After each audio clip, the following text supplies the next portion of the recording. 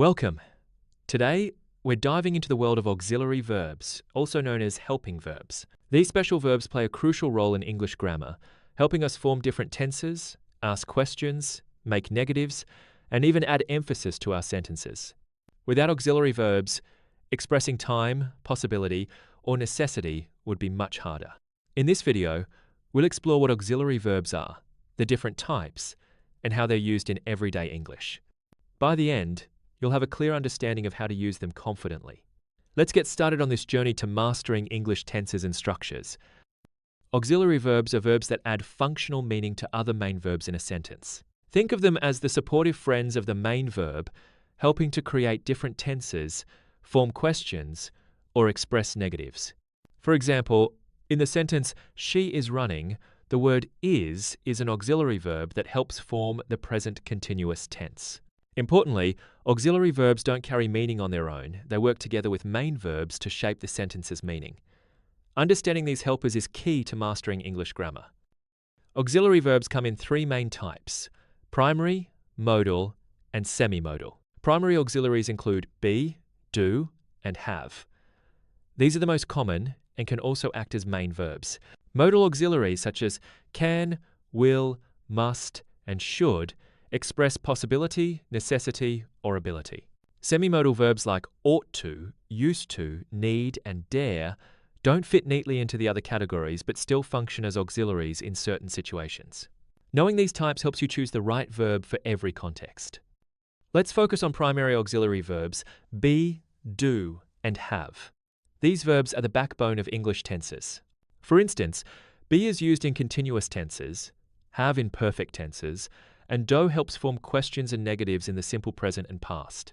Each of these can also stand alone as a main verb, but when they act as auxiliaries, they help express time and aspect. Mastering these three is essential for building accurate and fluent sentences. Modal auxiliary verbs include words like can, could, will, would, shall, should, must, may, and might. These verbs are unique because they don't change form and are always followed by the base form of the main verb. Modals express ideas such as ability, possibility, permission, or necessity.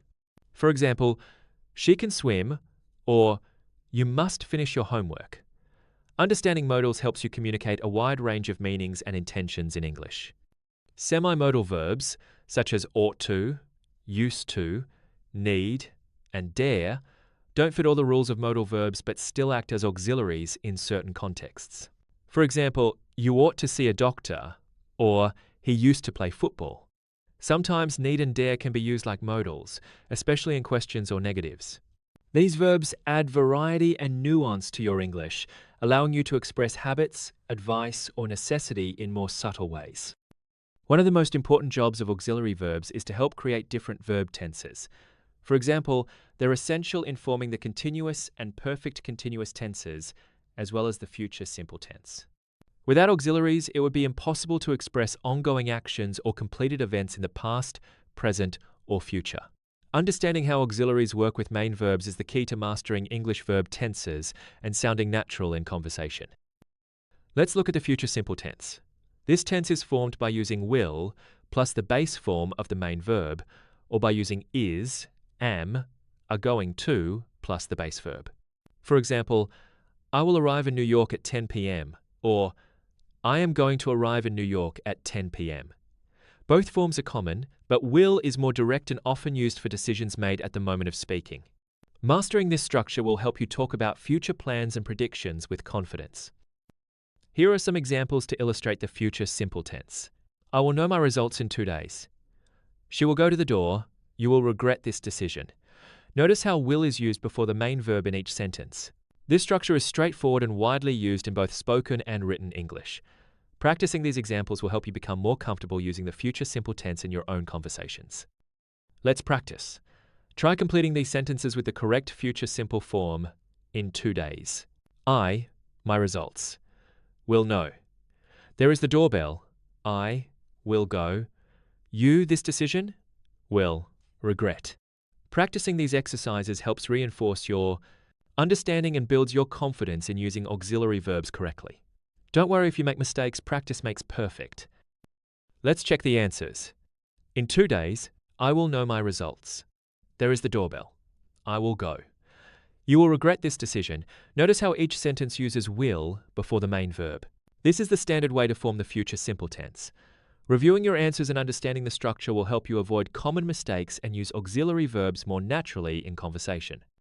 To wrap up, auxiliary verbs are essential tools in English grammar. They help us form different tenses, ask questions, make negatives, and express a wide range of meanings. By understanding the types primary, modal, and semi-modal and practicing their use, you'll become more fluent and confident in English. Remember, practice is key. Keep using auxiliary verbs in your speaking and writing, and soon they'll become second nature. Thanks for watching, and keep learning.